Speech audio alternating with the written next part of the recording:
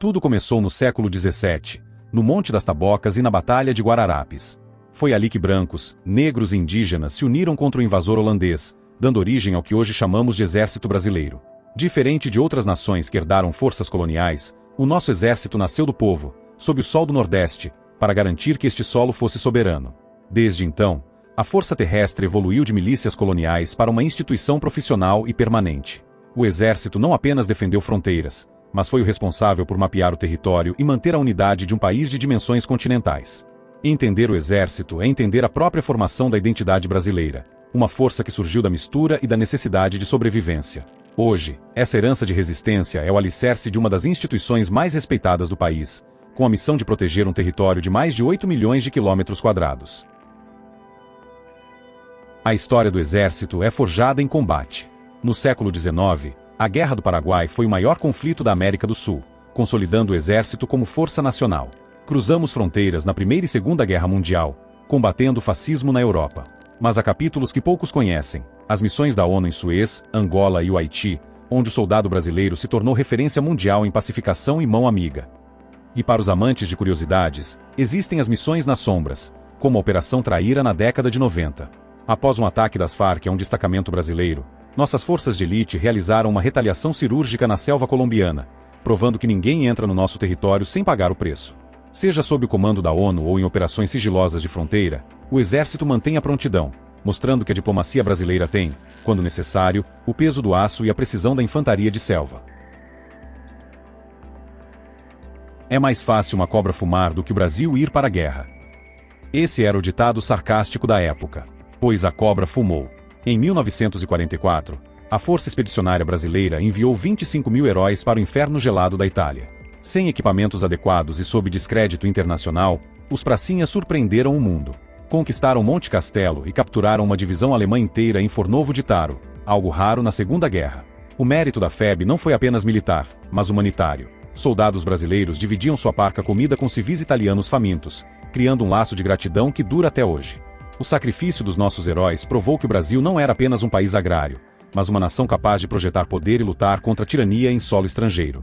A FEB é a maior prova de que a coragem do soldado brasileiro supera qualquer falta de recursos, transformando o descrédito em um legado eterno de glória. Hoje, o Exército Brasileiro é uma máquina complexa de alta tecnologia.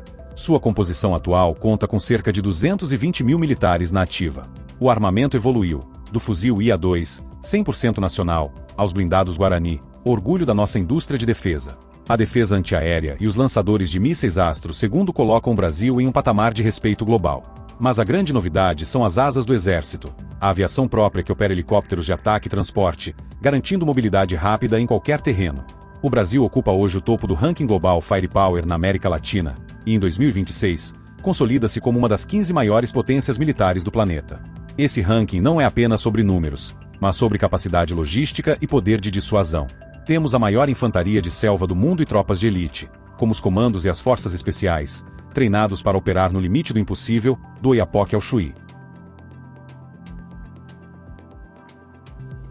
Nem tudo são flores na caserna. O maior desafio do Exército Brasileiro é o orçamento. Manter uma força dessa magnitude em um país com tantas carências sociais gera debates constantes. A falta de recursos impacta desde a modernização de equipamentos antigos até a manutenção da prontidão das tropas. Além disso, a vigilância de quase 17 mil quilômetros de fronteiras terrestres é uma tarefa hercúlea. O crime organizado, o tráfico de armas e o garimpo ilegal em áreas indígenas exigem uma presença constante em locais onde o Estado só chega através do uniforme verde-oliva. Há também o desafio da retenção de talentos. Com salários muitas vezes defasados em relação ao setor privado tecnológico, manter engenheiros e especialistas em cibernética é uma luta diária. O Exército precisa fazer muito com pouco, equilibrando a necessidade de ser uma força de guerra moderna com a realidade de um país que ainda busca seu desenvolvimento pleno. Falar do Exército moderno é falar do general Eduardo Vilas Boas. Considerado por muitos como o comandante mais respeitado das últimas décadas, ele liderou a força em um dos períodos mais conturbados da história recente do Brasil. Mesmo enfrentando uma doença degenerativa severa, Vilas Boas manteve a coesão da tropa através da liderança pelo exemplo e do uso estratégico das redes sociais para dialogar com a sociedade. Seu legado é marcado pela defesa da estabilidade e da preservação das instituições. Ele reforçou a imagem do Exército como instituição de Estado e não de governo, focando na modernização tecnológica e na proteção da Amazônia. Para os militares, ele personifica a resiliência, um homem que, mesmo com limitações físicas, não abandonou o comando e manteve a voz firme em defesa da soberania nacional.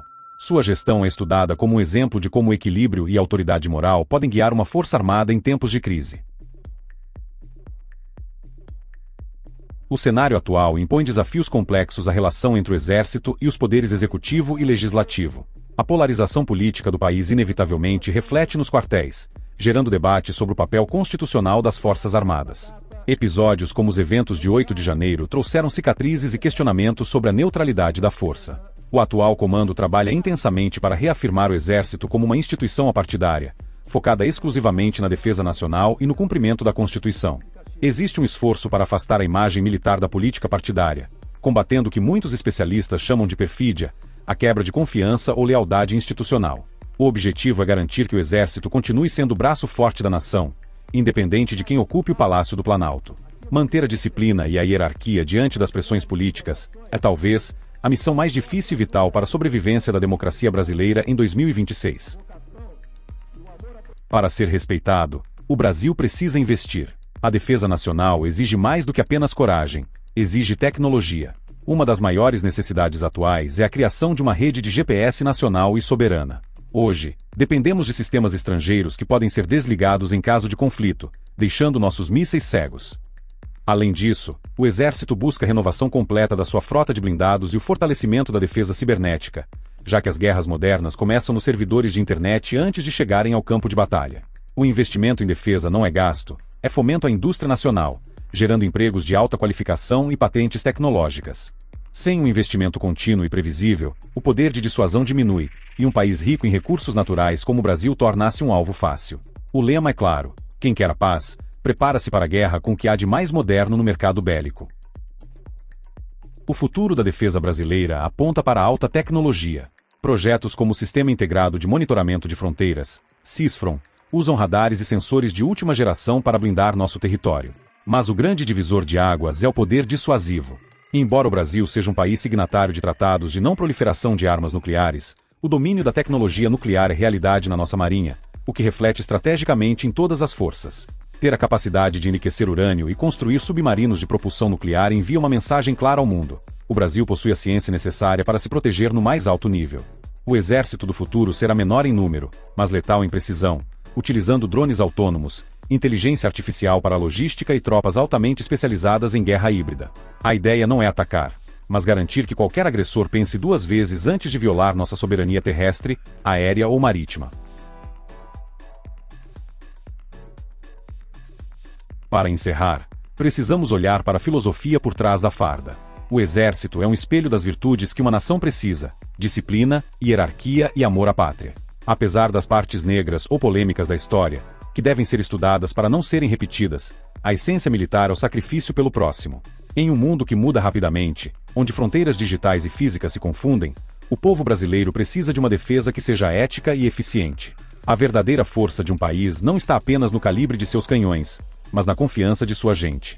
O exército brasileiro, com todas as suas lutas e transformações, continua sendo a última linha de defesa da nossa liberdade.